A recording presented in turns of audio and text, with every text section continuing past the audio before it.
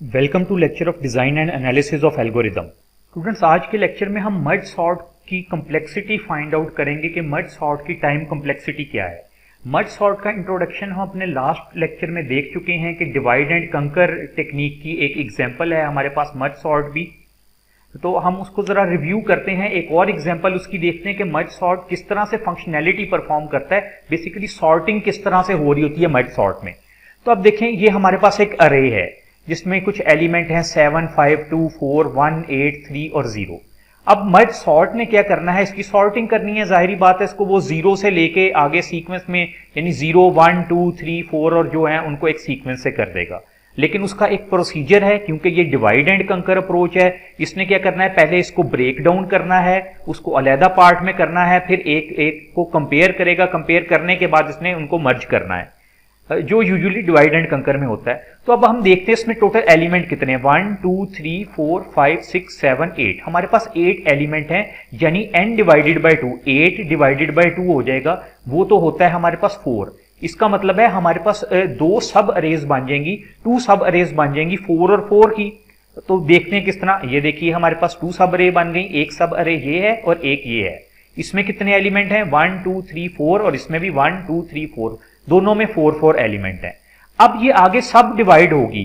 कब तक डिवाइड होगी, जब तक ये 1 पे नहीं पहुंच जाएगी। मर्ज सॉर्ट की ये टेक्निक है, यानी इस तरह से उसमें हम करते हैं। अब यहां पे 4 एलिमेंट हैं, हम अगर 4 डिवाइडेड बाई 2 करें तो हमारे पास आता है 2, यानी अब ये 2 की लिस्ट बनेगी। ये देखिए इस तरह से हो गया, एक 7 और 5 और 2 और 4 की बन गई। इसी तरह जब इधर करेंगे तो ये 1 और 8 और 3 और 0 की एक लिस्ट हमारे सामने आ जाएगी, जिस तरह ये बनी।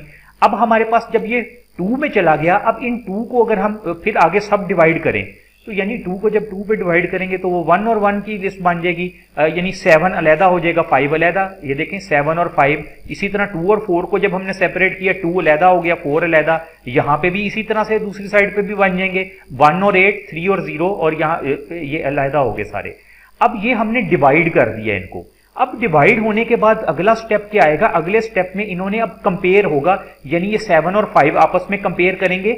जो वैल्यू कम होगी वो पहले आ जाएगी, जिस तरह 7 और 5 में 5 कम है, 5 पहले आ जाएगा और 7 बाद वाली पोजीशन पे चला जाएगा। इसी तरह 2 और 4 कंपेयर होंगे, 2 तो पहले ही छोटा है, यानी 2 अपनी पोजीशन पे रहेगा, 4 ऐसे ही। इसी तरह 1 और 8 भी सही पोजीशन पे हैं। अगर इसमें हम देखें 3 और 0 में हमने देखा 0 छोटा है, 3 बड़ा है, यानी ये 0 और 3 कुछ इस तरह से सीक्वेंस बनेगी। तो देखते हैं किस तरह से है ये।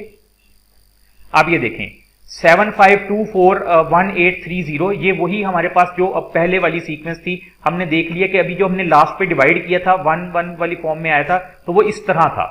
उसके बाद इसमें क्या होगा, ये देखिए, इन दोनों को हमने कहा था कंपेयर करेंगे, 7 और 5 को कंपेयर किया। 5 छोटा है, 5 पहले लिख दिया, 7 उससे बड़ी वैल्यू है बाद में आ गया। इसी तरह उसके बाद जब 2 और 4 को कंपेयर किया, 2 छोटा था वो पहले है, 4 बड़ा है वो बाद में। सेम यही दूसरी साइड पे भी प्रोसीजर हुआ, यानी 1 और 8 को कंपेयर किया, ऐसे ही 3 और 0 था, 0 छोटा है पहले आ गया, 3 बाद में आ गया। उसके बाद क्या होगा, इनको फिर मर्ज किया, यानी अब इन दोनों पार्ट को, ये जिसको मैं हाईलाइट कर रहा हूं 5 और 7, 2 और 4, इनको आपस में जब इसने कंपेयर किया, इन चारों में देखा 2 सबसे छोटा है, सबसे पहले 2 आ गया, उसके बाद 4 आ गया, फिर 5 और 7 आ गए। इसी तरह फिर जब इसको देखा, यहां पे जब कंपेयर होगा दूसरी साइड पे, तो हमने देखा सबसे छोटा एलिमेंट कौन सा है इनमें, 0, पहले 0 आ गया, फिर कौन सा है 1, 1 आ गया, फिर 3 और 8 इस तरह से बन गया। उसके बाद एक मेन लिस्ट बन गई, यानी हम वापस उसी फॉर्म में आ गए, हम जिस तरह हमारे पास जो 8 एलिमेंट थे वो वापस आ गए, यानी इन दोनों लिस्ट को जब कंपेयर किया तो वो 0, 1, 2, 3, 4, 5, 7 और 8 जो एक सीक्वेंस थी हमने, यानी इसकी सॉर्टिंग हो गई। तो ये बेसिकली मर्ज सॉर्ट का ये प्रोसीजर है कि मर्ज सॉर्ट जो एल्गोरिदम है वो इस तरह से डिवाइड एंड कंकर अप्रोच पे काम करते हुए हमारे पास सॉर्टिंग करता है। तो एक एग्जांपल आपने इससे पहले भी की थी, इस एग्जांपल से आपका जरा रिव्यू हो गया होगा कि मर्ज सॉर्ट किस तरह से काम करता है। अब हम इसके एल्गोरिदम को देख लेते हैं। ये वो एल्गोरिदम है जो कि मर्ज सॉर्ट का एल्गोरिदम है, यानी कि बताया गया इसमें कि मर्ज सॉर्ट ने काम किस तरह करना है। देखिए इसमें मेन चीज जो है ना, मर्ज वाला फंक्शन है कि मर्ज किस तरह होगा, मर्ज वाला फंक्शन के मर्ज में क्या हो रहा होगा। असल तो काम ही मर्जिंग का है कि जब हम देखते हैं एलिमेंट हैं, कंपेयर किया, कंपेयर करने के बाद उनकी पोजीशन चेंज की, फिर मर्ज किया। मर्जिंग के लिए ये हमारा मर्ज का एल्गोरिदम लिखा हुआ है पूरा, कि मर्ज इस तरह से होता है कि कैसे कंपेयर करता है एक एलिमेंट को नेक्स्ट एलिमेंट के साथ और बाकी चीजें। हम इस एल्गोरिदम की डिटेल में नहीं जाएंगे, ये एल्गोरिदम बेसिकली डेटा स्ट्रक्चर में भी कवर होता है कि किस तरह से मर्ज सॉर्ट काम करता है। हमने तो जो मर्ज सॉर्ट का एल्गोरिदम है उसकी कंप्लेक्सिटी निकालनी है, यानी हमने उसकी फंक्शनिंग देख ली, बेसिक डायग्राम से हमने ये देख लिया कि वो काम किस तरह से करता है, उसके अंदर ये सारा काम हो रहा है। टेक्निकली अगर एल्गोरिदम देखा जाए तो ये काम होता है कि व्हाइल लूप लगा होता है, हमारा एक एलिमेंट नेक्स्ट के साथ कंपेयर होता है, अगर तो वो उससे छोटा हो तो उसमें इंक्रीमेंट हो जाता है, फिर वो नेक्स्ट के साथ कंपेयर होता है, कुछ इस तरह से जैसे हमारे आमतौर पर जो आपने एल्गोरिदम पढ़े हुए हैं वो जो काम करते हैं, ये इसी तरह से ये भी एल्गोरिदम काम कर रहा है। हमने इसको विद एग्जांपल वर्किंग हमने देख ली। अब उस वर्किंग की बेस के ऊपर हम देखते हैं कि इसकी कंप्लेक्सिटी किस तरह से निकलेगी। ये एल्गोरिदम आप एक दफा देखिएगा, पढ़िएगा, और इसको एल्गोरिदम को सामने रख के भी अगर आप सॉल्व करना चाहें तो इसको सॉल्व कर सकते हैं। वैसे मैंने इसकी बेसिक आपको बता दिया कि इसने सॉल्व होना किस तरह से, किस तरह से कंपैरिजन होगा और बाकी चीजें। अब देखें, फॉर एग्जाम्पल मैं आपको कहता हूं मेरे पास एक लिस्ट है, एक अरे है, उस अरे में मेरे पास 32 एलिमेंट्स हैं।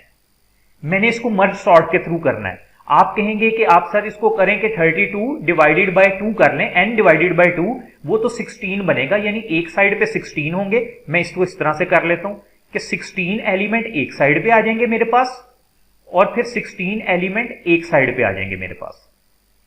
फिर आपसे पूछा जाए फर्दर क्या करेंगे, फर्दर आप कहेंगे 16 को फिर 2 पे डिवाइड कर लें, यानी ये वाला जो 16 होगा ये किस तरह से हो जाएगा, इसमें 8 एलिमेंट का एक बन जाएगा हमारे पास पोर्शन, 8 एलिमेंट का एक बन जाएगा। इसी तरह ये भी जो 16 है यहां पे भी एक 8 एलिमेंट का पोर्शन बन जाएगा, दूसरी साइड पे भी 8 एलिमेंट का बन जाएगा। उसके बाद क्या होगा, आप कहेंगे हम इस 8 को फर्दर डिवाइड करेंगे, यानी 8 डिवाइडेड बाय 2 करेंगे, वो तो 4 आ जाएगा। तो यानी हम कहेंगे ये वाला 8 किस तरह हो जाएगा, एक 4 का और इसी तरह 4, इस तरह से ये 8 डिवाइड हो जाएगा। और ये वाला 8 कैसे होगा, यहां पे एक हमारे पास 4 आ जाएगा और हमारे पास दूसरा 4 यहां पे आ जाएगा। सेम यही वाला ऑपरेशन दूसरी साइड पे इधर भी इसी तरह हो रहा होगा। और अगर फिर मैं कहूं 4 को डिवाइड करना है, क्या करेंगे, आप कहेंगे हम इसको 2 कर लेते हैं, तो यानी 2 और 2 इधर हो जाएगा, यहां पे भी 2 और 2, जहां भी 4 है 2 और 2, फर्दर उसको डिवाइड करेंगे, फिर वो यही बचेगा, 2 डिवाइडेड बाय 2 1 होता है, 1 और 1, यानी आखिर में आके 1 पे आके वो खत्म हो जाएगा। 1 के आगे तो कोई डिवीजन नहीं होगी, हमारा एलिमेंट वहां पे आके खत्म हो जाएंगे। तो अब इसको हम देखते हैं कि ये किस तरह से हम इसकी करते हैं, यानी फाइंड आउट किस तरह से करते हैं time complexity. Assume we have n length array. आप अज्यूम करें हमारे पास एक अरे है, ये जिस तरह एक अरे है इसमें n लेंथ है, यानी हमें एलिमेंट नहीं बताएंगे, हम जर्नल उसको करेंगे। उसमें 4 भी हो सकते हैं, 8 भी, 16 भी, जिस तरह अभी हमने एग्जांपल ली, हमने कहा 32 है फॉर एग्जांपल, तो अब हमने n कर दिया कि कुछ भी हो सकते हैं।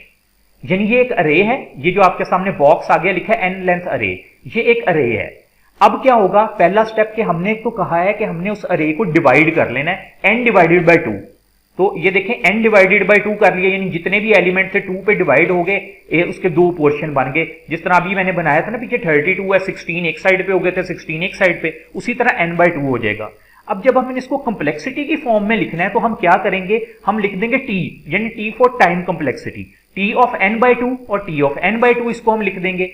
इस t ऑफ n बाय 2 से हम एक इक्वेशन बनाएंगे, ये हमारे पास एक इक्वेशन बन गई, यानी टोटल टाइम, इसको एग्जीक्यूट करने का जो टोटल टाइम होगा वो क्या होगा, ये देखें, ये n बाय 2, ये वाला n बाय 2 आ गया और ये वाला n बाय 2 आ गया, प्लस n, यानी ये टोटल टाइम। ऊपर तो n ही था ना, हमारे पास n लेंथ अरे थी, उस n लेंथ अरे को हमने इन 2 पार्ट्स में किया था, n बाय 2 में और n बाय 2 में। तो हमने उसको कैसे लिख दिया, t of n by 2 plus t of n by 2 plus n, कि यानी ये जो टोटल लेंथ है, कि यानी ये जो दोनों दो हमने सब अरेज कह लें उसकी बनाई थी n बाय 2 n बाय 2, उन दोनों सब अरेज को अगर हम प्लस करें तो हमारे पास क्या चीज आ जाएगी, हमारे पास वापस यही मेन आ जाएगा जो हमारे पास n ओरिजिनल लेंथ थी। हमने इसको ये लिख दिया।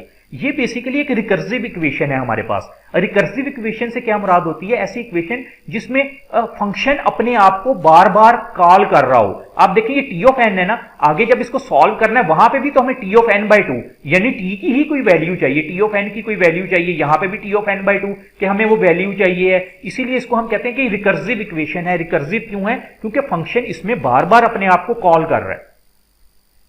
अब हम आगे देखते हैं, यहां पे लिखा हुआ t of 1 equal to 1, it's a base case, कि जब भी हमारे पास t ऑफ 1 यानी यहां जिस तरह n है ना, अगर n की जगह 1 होता तो रिजल्ट हमारे पास 1 ही आना था। क्यों 1 आना था, क्योंकि ये हमारे पास बेस केस है।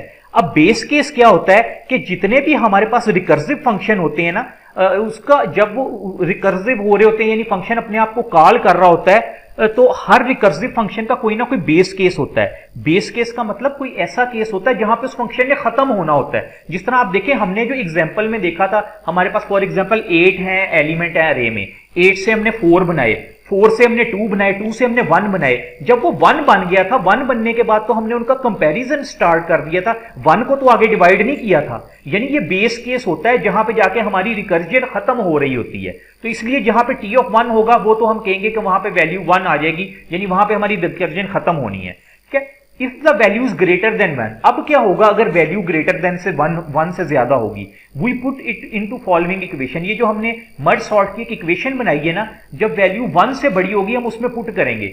1 से बड़ी से क्या मुराद? जिस तरह अभी हमने देखा ना, मैंने आपको कहा हमारे पास 64 एलिमेंट की अरे है। हमने उसमें कहा कि हम इसको कर लेंगे 32 एक साइड पे कर लेंगे एलिमेंट, और 32 एक साइड पे कर लेंगे। या अगर मैं कहता हूं 62 नहीं है, मेरे पास 32 एलिमेंट की है, फॉर एग्जांपल इसको और आसान करते हैं, 32 एलिमेंट की अरे है। आपने कहा 16 एक साइड पे हो जाएंगे, फिर 16 एक साइड पे। उसके बाद क्या होगा? उसके बाद हमने कहा कि 8 हो जाएंगे दोनों साइड पे, 8 हो जाएंगे। फिर उसके बाद हमने कहा 4 हो जाएंगे दोनों साइड पे। फिर हमने कहा 2 हो जाएंगे।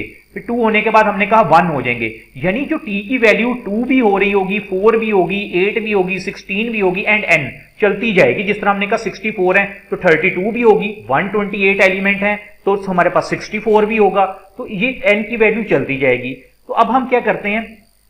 हम करते हैं for n equal to 2। Suppose करें n हमारे पास 2 है, जिस तरह आपने यहां पे हमने देखा ना, ये 2 आता था, 4 को डिवाइड किया, हमारे पास 2 बन गया था। 1 को तो हम करेंगे ही नहीं क्योंकि 1 बेस केस है, इसकी रिजल्ट हमेशा 1 होगा, ये कांस्टेंट रहेगा क्योंकि यहां पे आइट्रेशन का हमारा एंड हो रहा होता है। जो हमारा आइट्रेटिव कह लें, उसके अंदर हमने बात की रिकर्सिव जो हमारा फंक्शन चल रहा होता है, उसने जहां पे खत्म होना होता है तो ये उसका एंडिंग पॉइंट होता है। अब हम देख लेते हैं 2 पुट करेंगे, फिर हम A4 को पुट करते हैं, 8 को, 16 को, एंड सो ऑन, क्योंकि हमने तो जनरल में करना है ना, 2-4 वैल्यू करके फिर हम उसको n से रिप्रेजेंट कर देंगे। तो आइए हम देखते हैं, मैंने कहा हम n इक्वल टू 2 पुट करेंगे। ये इक्वेशन है जो अभी हमने बनाई, इसमें अगर हम 2 पुट करते हैं तो देखें 2 पुट किया तो क्या हो गया? n/2 था, यहां पे हो गया 2/2, ये भी 2/2, यानी n की जगह हमने 2 पुट कर दिया। अब देखें 2 डिवाइडेड बाई 2 क्या होता है? 1। 2 डिवाइडेड बाई 2 1 होता है, और यहां पे +2 है। हम कह चुके हैं जहां पे ये कांस्टेंट वैल्यू होगी, यानी t ऑफ 1 होगा, जिसको हमने बेस केस का, हमने कहा बेस केस t ऑफ 1 जो है वो हमेशा इक्वल टू 1 होगा।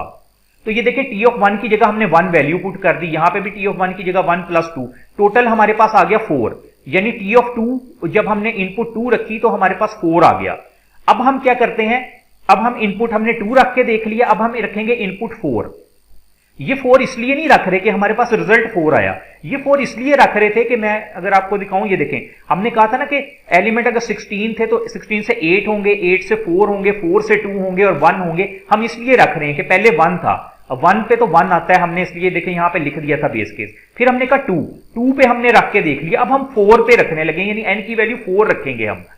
तो यहां पे देखते हैं, अब n की वैल्यू हम 4 रखेंगे। जब हमने n की वैल्यू 4 रखी और इस इक्वेशन में पुट की तो आप देखें ये हो गया हमारे पास 4/2 और 4/2, यानी इस वाली इक्वेशन में, मैं यहां पे इसको ड्रा कर देता हूं ऐसे, हमने इस वाली इक्वेशन में n की वैल्यू 4 रखी, हमारे पास 4 डिवाइडेड बाई 2 हुआ तो t ऑफ 2 आ गया, t ऑफ 2 + 4। t ऑफ 2 क्या है? ये देखें यहां पे हमने निकाला था, t ऑफ 2 पे तो वैल्यू 4 है, यानी t ऑफ 2 पे तो वैल्यू 4 है। तो हमने क्या किया, यहां पे जहां पे t ऑफ 2 था वहां पे हमने 4 लिख दिया। ये वाला 4 कौन सा है? हमने यहां से पिक किया, ये आप देख सकते हैं मेरा कर्सर यहां से, कि हमने कह चुके हैं कि t ऑफ 4 इक्वल टू 4 है, यानी t ऑफ 2 इक्वल टू 2 है, तो हमने t ऑफ 2 पे 4 लिख दिया। यहां पे भी t ऑफ 2 इक्वल टू 4 है, +4। 4 क्यों हो रहा है? यहां पे +n था और n 4 रखा हुआ है, हमारे पास 12 आ गया। यानी अब हमने कहा कि t ऑफ 4 पे हमारे पास वैल्यू आएगी 12।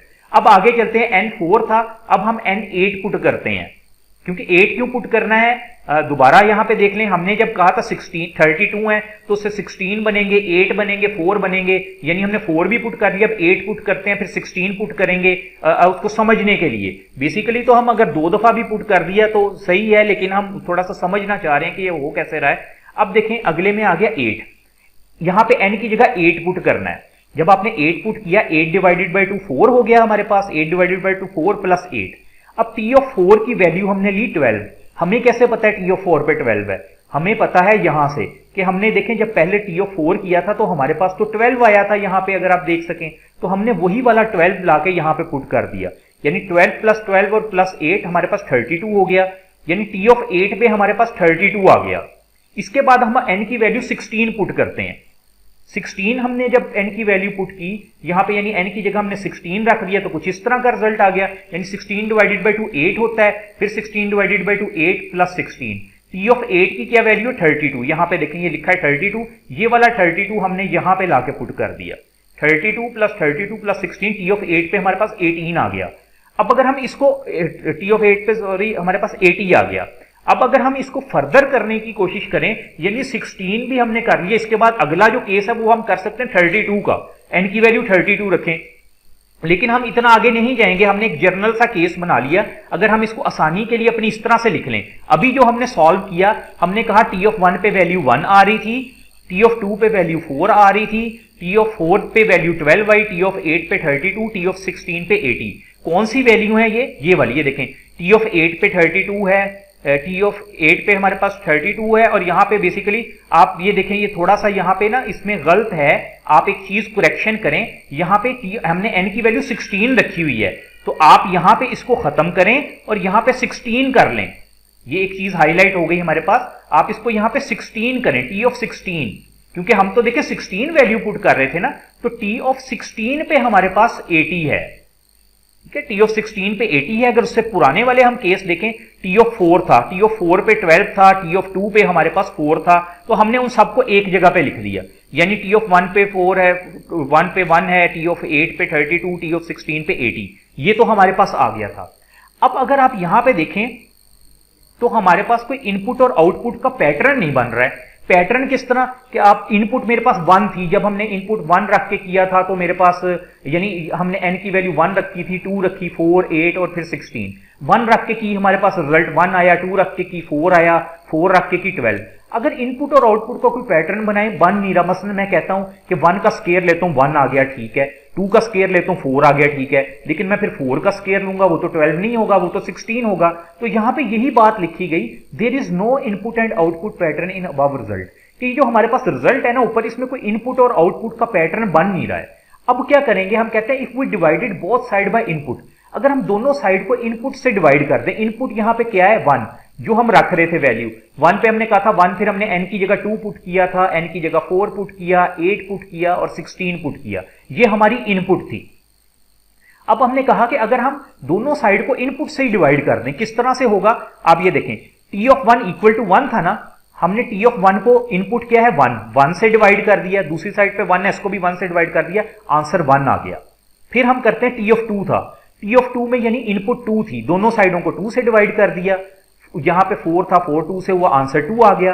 फिर हम करते हैं 4 से, क्योंकि अगली इनपुट 4 थी, टी ऑफ 4 को उसकी इनपुट से डिवाइड कर दिया, 4 से कर दिया, 3 आ गया आंसर। फिर उसके बाद हम 8 से करते हैं, और टी ऑफ 8 को इनपुट 8 थी, 8 से डिवाइड किया, टी ऑफ 8 इक्वल टू 32 था, 32 को इनपुट 8 से डिवाइड किया, हमारे पास 4 आ गया। इसी तरह 16 से कर देते हैं, जब 16 से किया हमारे पास 80 डिवाइडेड बाय 16 5 आ गया। अब देखिए एक पैटर्न सा कुछ हमारे सामने आ रहा है, 1 2 3 4 5, एक पैटर्न, एक सीक्वेंस बनना शुरू हो गई। कैसे सीक्वेंस बनी, हमने कहा कि अगर हम दोनों साइड्स को इनपुट से डिवाइड कर दें, याद रखना है इनपुट इसमें ये 1 4 12 32 नहीं है, इनपुट वो है जो हमने n की वैल्यू रखी थी, यानी 1 2 4 8 और 16, हमने 1 2 4 8 और 16 से डिवाइड किया दोनों साइडों पे, हमारे पास एक पैटर्न बनना शुरू हो गया। इसके बाद आप देखें जब हमारे पास पैटर्न बन गया, हम लिख सकते हैं, ये देखें टी ऑफ 1 डिवाइडेड बाय 1 किसके इक्वल था 1 के, हमने लिख दिया T of 1 divided by equal to 1। T of 2 divided by 2 किसके इक्वल था 2 के, हमने लिख दिया T of 2 divided by 2 equal to 2। इसी तरह टी ऑफ 4 डिवाइडेड बाय 4 किसके इक्वल है 3 के, हमने लिख दिया 3 के, और बाकी दोनों को भी लिख दिया। आखिरी में देखें टी ऑफ 16 डिवाइडेड बाय 16, हमारे पास रिजल्ट क्या आया था 80 डिवाइडेड बाय 16 5, यानी इसका रिजल्ट 5 आया था, हमने लिख दिया टी ऑफ 16 डिवाइडेड बाय 16 करें तो हमारे पास 5 आ जाता है। हमने इसको इस फॉर्म में लिख दिया अपनी आसानी के लिए, इसको सॉल्व करने के लिए। उसके बाद क्या होगा, ये वही चीज दोबारा लिख दी, ये जो हमने इधर लास्ट पे आपने देखी है ना, इसी को हम कंटिन्यू कर रहे हैं, ये जिस पे मैंने सर्कल बनाया इसी को दोबारा यहां पे लिख दिया, ये आपके सामने वही चीज दोबारा से लिखी आ गई जो अभी हमने लिखा है। अब हम क्या करेंगे, if we take log base 2 of input, input का लॉग लेना है हमने, क्योंकि अब हम एक और पैटर्न जनरेट करना चाह रहे हैं। हम इनपुट का अगर लॉग ले लें, इनपुट क्या थी हमारे पास 1 2, 4, 8 और 16, यानी जो n की वैल्यू थी वो इनपुट थी हमारे पास। अगर हम इनका अब लॉग लें, किस तरह से होगा देखें, लॉग बेस 2 ऑफ 1, इनपुट 1 है, इनपुट का लॉग लेना है। यहां पे ये चीज भूलनी नहीं, बहुत सारे स्टूडेंट कंफ्यूज होते हैं। यहां पे हमने इनपुट का लॉग लेना है। इनपुट है हमारे पास 1, यहां पे देखें इस केस में 1 इनपुट है, हमने 1 का लॉग लिया। 1 का लॉग जो है ना, 1 का लॉग बेस 2 होता है 0। अगर हम उस 0 में 1 प्लस करें तो हमारे पास रिजल्ट 1 आता है, यानी ये वाला रिजल्ट हमारे पास वापस आ जाता है 1। इसी तरह अब देखते हैं इनपुट अगर हम 2 ले लें, ये वाली 2, ये फिर मैं आपको बता दूं, ये जो मैंने लिया ना इनपुट 1, ये वाला 1 नहीं लिया कि आपके 1 है फिर मैंने 2 लिया, ये वाला नहीं। इनपुट हमारे पास क्या है, मैं यहां पे दोबारा लिख देता हूं। हम ले रहे हैं इनपुट, हमने क्या ली थी, पहले 1 थी हमारे पास, फिर हमारे पास 2 थी, फिर हमारे पास 4 थी इनपुट, फिर हमने 8 इनपुट लेके किया, फिर हमने 16 लिया। इस तरह से हमारी इनपुट थी। हमने पहले 1 का लॉग 2 लिया, 0 आया, 0 में 1 प्लस किया, 1 हमारे पास वही आउटपुट आ गई जो यहां पे थी। फिर हम 2 लेते हैं, इनपुट 2 थी, हमने लॉग बेस 2 ऑफ 2 लिया। लॉग 2 जो है वो हमारे पास क्या होता है 1, इसमें भी अगर हम 1 प्लस करें तो हमारे पास रिजल्ट 2 आता है, यानी यही वाला रिजल्ट हमारे पास वापस आ रहा है। फिर इनपुट थी 4, यानी ये वाला 4 इनपुट थी, या यहां से आप कह लें ये वाला 4 जो है टी ऑफ 4। अब जब हमने टी ऑफ 4 बेस 2 लॉग लिया तो वो रिजल्ट आता है 2। इस 2 में अगर हम 1 प्लस करें फिर हमारे पास 3 आ जाता है, यानी ये वाली हमारे पास आउटपुट दोबारा आ रही है 3। उसके बाद हम करते हैं 8, लॉग 8 जो है वो हमारे पास लॉग 8 बेस 2 आता है 3। उस 3 में अगर 1 प्लस करें आंसर हो जाता है 4। तो देखें हमारे पास जहां 8 था वहां पे तो आंसर 4 था, यानी वो आंसर दोबारा आ रहा है। अगर हम 16 का लॉग 2 लें तो आंसर आता है हमारे पास 4।